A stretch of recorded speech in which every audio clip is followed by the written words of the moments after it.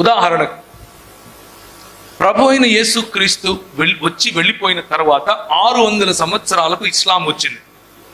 ఆ ఇస్లాం వచ్చినప్పుడు ముహమ్మద్ గారు పెళ్లి చేసుకున్నటువంటి మొట్టమొదటి స్త్రీ ఆయన కంటే 16 సంవత్సరాలు పెద్ద. ఆ స్త్రీ ఒకానొక క్రైస్తవ తెగకు చెందిన స్త్రీ.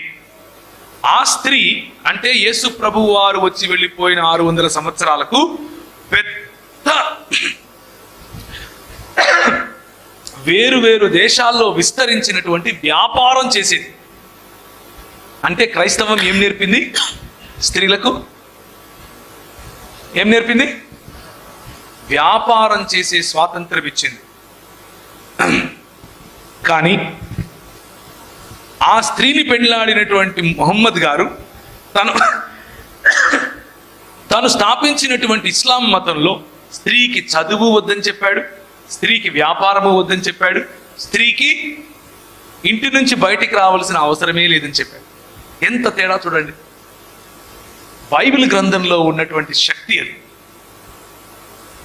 యేసు ప్రభువును అనుసరించాలి అని అంటే బయట మీకు కనిపించే మతాన్ని చూసి కన్ఫ్యూజ్ అవ్వకండి. బయట కనిపించే మతంలో లేనిపోని డ్రామాలు కనిపిస్తాయి. ఒకడు ఎగురుతేనే నువ్వు క్రిస్టియన్ అంటాడు, ఇంకొకడు నువ్వు ఎగరకుంటేనే క్రిస్టియన్ అంటాడు,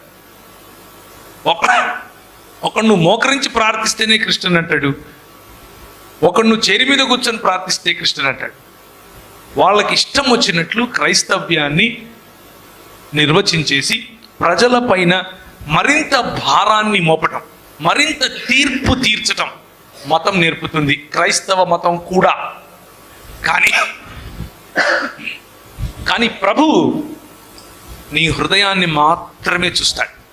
నీ హృదయంలో ప్రభు పట్ల ఉన్నటువంటి కోరిక, నీ హృదయంలో ప్రభు పట్ల ఉన్నటువంటి నిబద్ధత, నీ హృదయంలో ప్రభు పట్ల ఉన్నటువంటి కమిట్మెంట్ చూస్తాడు.